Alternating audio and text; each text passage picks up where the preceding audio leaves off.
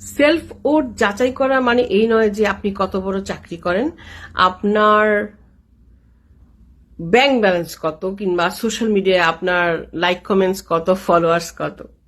এটা হচ্ছে আপনার একটা ভিতরের আওয়াজ যে আপনি কে। নিজের মূল্য যাচাই করার জন্য কয়েকটা পয়েন্ট আজকে বলবো, খুব বেশি নয়, আমার সঙ্গে থাকুন। প্রথম পয়েন্ট, আপনার সময় কার জন্য ব্যয় হচ্ছে? আপনি আপনার জীবনের মূল্যবান সময় এমন কারো জন্য বা এমন কোনো মানুষের জন্য কি ব্যয় করছেন যাদের জীবনে আপনি শুধু একটা অপশন, আপনার কোনো গুরুত্ব নেই বা আপনার গুরুত্ব হচ্ছে সর্বশেষে? এমনই হয় অনেক সময়, তাই না? আসলে হীরা ও কাচের পার্থক্য শুধু জহুরই বুঝতে পারে, সবাই পারে না।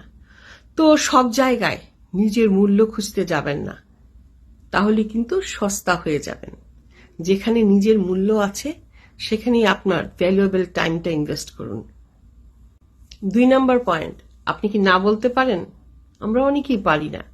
আমরা অনেকেই চক্ষু লজ্জার ভয়ে হা বলে দিই এবং সেটার খেসারত দিই। অনেক পেরেশানি হয়, অনেক কিছু হয়। তো না বলা কিন্তু একটা শক্তি, মানসিক শক্তি, যেটা আপনার নিজের মূল্যকে বাড়িয়ে দেয়। কখনো অ্যাভেলেবেল হতে যাবেন না। কেউ আপনাকে ডাকলো, সময় থাকলেও হুট করে যাবেন না। কেউ আপনাকে জিজ্ঞেস করলো আপনি কি অ্যাভেলেবেল আছেন, আপনার কি আজকে কাজ আছে? হয়তো আপনার আজকে কাজ নেই, হয়তো আপনার বাড়ির কোনো রান্না বাড়া বা অন্য কোনো কাজ নেই, কিন্তু আপনার একটা মি টাইম দরকার, আপনার একটা মি টাইম আছে। সেই মি টাইমটা উপেক্ষা করে আপনি হুট করে চলে যাবেন না। এই যে নিজেকে গুরুত্ব দেয়া, সেটার মাধ্যমে কিন্তু আপনার মূল্য যাচাই হয় অন্যের কাছে, অ্যাট দ্য সেম টাইম আপনার কাছে। আমরা করি কি যে এই মি টাইমটা বাদ দিয়ে দিই। অনেকে ভাবে ও তো আজকে ফ্রি আছে, কিন্তু আমার হয়তো আজকে একটু বাইরে ঘুরতে ভালো লাগছে, নিরিবিলি বসে এক কাপ চা খেতে ভালো লাগছে বা ভালো লাগবে, তো ওটাকে উপেক্ষা করে আমি হয়তো কারোর জন্য চলে গেলাম, নিজেকে অবহেলা করে, নিজেকে উপেক্ষা করে। কিন্তু পরবর্তীতে দেখা গেল এই যে আপনি অ্যাভেলেবিলিটিটা দিচ্ছেন সেটার মূল্যায়ন আপনি পেলেন না। তো ও তো সবসময় ফ্রি থাকে, টেকেন ফর গ্রান্টেড। এটা ভেবে দেখবেন। একাকিত্বে আপনি কেমন? একা যখন থাকেন নিজেকে কি সঠিক মূল্যায়ন করেন, ভালোবাসেন, প্যাম্পার করেন? ওটা ভেবে দেখবেন। আর আরেকটা ব্যাপার হচ্ছে, আমরা যখন একা থাকি নিজের ভুলগুলো কি রিয়েলাইজ করতে পারি, এবং সেটা রিয়েলাইজ করে কি সংশোধন করতে যাই? এই যে ভুল স্বীকার করা এবং সেটা সংশোধন করতে যাওয়া, কাউকে সরি বলা, এটার জন্য অনেক সাহস লাগে। এটার জন্য নিজেকে মূল্যায়ন করতে হয়। আত্মমূল্যায়ন দিতে শিখুন, আপনার সফলতারও, আপনার ভুলগুলোরও। 4 নাম্বার হচ্ছে, প্রতিকূলতায় আপনি কেমন থাকেন? ভেঙে পড়েন, মুষড়ে পড়েন, নাকি শান্ত থাকেন, ধীরে স্থিরে সেটা মোকাবেলা করেন? এটাতেও কিন্তু নির্ভর করে যে আপনার মূল্য কত, আপনি কতটা শক্তিশালী। আপনার মানসিক শক্তির উপরই কিন্তু নিজের মূল্যায়ন এবং অন্যের মূল্যায়ন নির্ভর করে।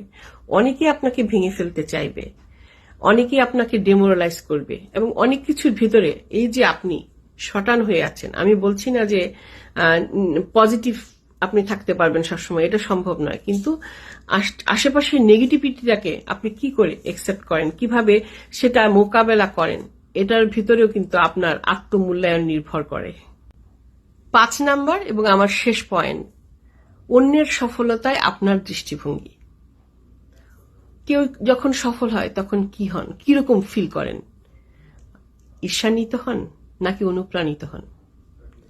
আপনি তখনই ঈর্ষান্বিত হবেন যখন নিজেকে আপনি তার চেয়ে কম ভাববেন বা নিজেকে খুব অসহায় বা দুর্বল ভাববেন।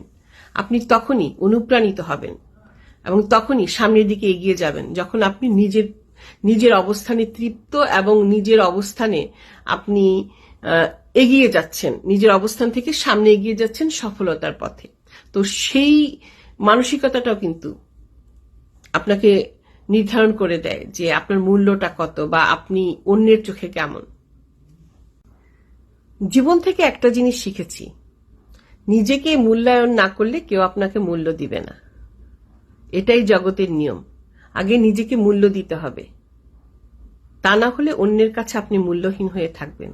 তাই আয়নার সামনে দাঁড়িয়ে বলুন, আমি যথেষ্ট, আমি অনেক মূল্যবান। দেখবেন সবাই। আসসালামু আলাইকুম ওয়া রাহমাতুল্লাহি ওয়া বারাকাতুহু।